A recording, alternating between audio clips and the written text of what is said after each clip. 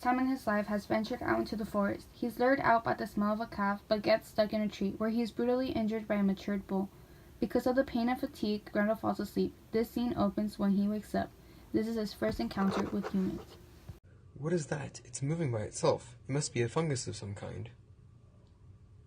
Oh no, it's alive. It must be hungry. Do you think it likes pork? I love pork. Oh no, the monster is angry with us. No, I'm peaceful. I just want some food. Attack! Save the horses. You guys are all crazy. Mommy, come save me. Rawr! Thank you, Mom. Those humans are so mean. This scene shows the disillusionment between monsters and heroes, as the humans view Grendel as a monster from the start, just based on his appearance. But from Grendel's view, it seems like the humans are actually the monsters, as they are attacking him for no apparent reason. This theme shows the emotions and injustice felt by Grendel, moving the plot forward to what his next actions will be. Grendel sees a man brutally murdered and feels bad for him. He takes the body and goes to the mead hall, where a celebration is being held. He begs for peace, but is met with tragedy.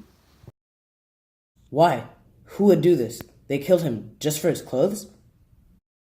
Peace, no more killing. Ah, why are you attacking me? You murder your friends and family? You killed this man and you can't even admit it? Monster, I killed him. I am no monster.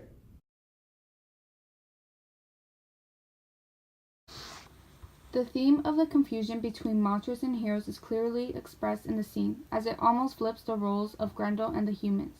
Grendel is viewed as a monster, and therefore humans heroes. But in this scene, Grendel is victimized. He is even portrayed as a hero, as he tries to advocate for peace, but in return he is betrayed by the humans and chased out, painting them as real monsters. This event is a major turning point in the story, as it influences Grendel's actions for the future. After the dragon's long and boring talk, Grendel heads to the mead hall to kill more things, but throughout his killing spree he encounters Unferth. Unferth, surprisingly, is the first person that can actually understand Grendel speak. Grendel speaks English, but everyone only hears growling monster noises, except Unferth. After his killing spree, Grendel returns to his cave, unknowingly followed by Unferth. After taking a nap and reawakening, Unferth reappears to swear to either kill or die. Unfer this come, vile monster. I've finally arrived at your evil lair. I highly suggest that you leave. I know for a fact that you cannot harm me in any way. I am a hero, and heroes do what they must to protect the people.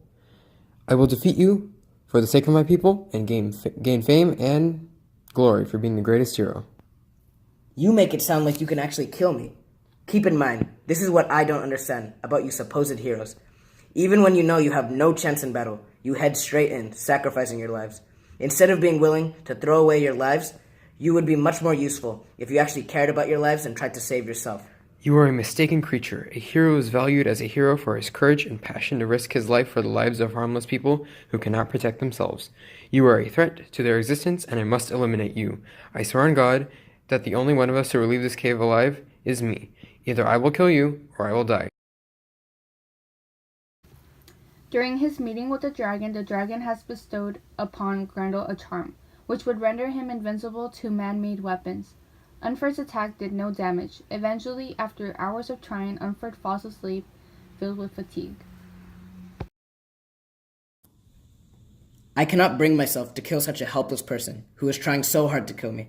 Instead, I will return you back alive to the Danes, and you will live the rest of your life full of shame that you were spared by the monster known as Grendel. This scene shows that Grendel is more human than people think. Although he could easily kill Unferth, he decides that shame is enough of a punishment for Unferth. His decision to spare his life reinforces the theme of the novel, showing that there is indeed only a fine line between heroes and monsters, as Grendel, an apparent monster, still feels empathy towards the helpless. Geats arrive at Herat. Grendel gets an uneasy feeling. He can't help but be scared and excited about Beowulf, whom he doesn't know and has never met. After his arrival, Grendel decides to make another attack on the Danes. He sneaks into the mead hall where everyone is sleeping and gleefully eats one soldier. He then goes to another person and grabs onto his wrist. As soon as he does that, he realizes that this is no normal person. His strength is beyond any human. It is actually Beowulf, and major fight ensues. Ha ha ha ha ha, you are so weak, so helpless. At this point, I'm just toying with you. Ah, that's not fair. You pretended to be asleep. Somebody help. Mama, help. Beowulf, with fire speeding from his mouth, grabs Grendel's arm and rips it off. Ow! You will never catch me. This scene flips as the roles of Beowulf and Grendel from what we recognize in the other book. Beowulf is viewed as the hero protecting the people against the evil monster Grendel, but in this book, Grendel's actually depicted as the helpless child who is trying to fight against the monster, which is Beowulf, who is shown to laugh and spit fire from his mouth and bully Grendel. This scene shows the fight from Grendel's perspective and blurs the lines between heroes and monsters. After the gory battle between Beowulf and Grendel, with Grendel horribly injured, Grendel runs away and is in the forest. He realizes that it's the same forest he encountered the bull in the beginning of the book. Mama, help! Anyone help! Oh, I don't know what to do. If I don't do something quick, that strong man will find me and kill me. The only way is to jump off this cliff. I don't want to, but my body is forcing me to. The animals nearby, whom Grendel has made enemies with over the last years, approach him to watch him die, almost as if they wanted to see him perish. Poor Grendel's had an accident. So may you all. This is the last scene in the book and vividly demonstrates the fine line between monsters and heroes. In this scene, from Grendel crying for help to the animals intimidating him, to his final quote when dying, illuminates the fact that Grendel in this situation is victimized. It seems like everyone is against him, the humans, Beowulf, and even the animals. This shows the human side of Grendel, and his weakness that is portrayed makes him seem a lot less of a monster-like. The theme of the novel is present throughout it and eventually leads to the tragic death of Grendel.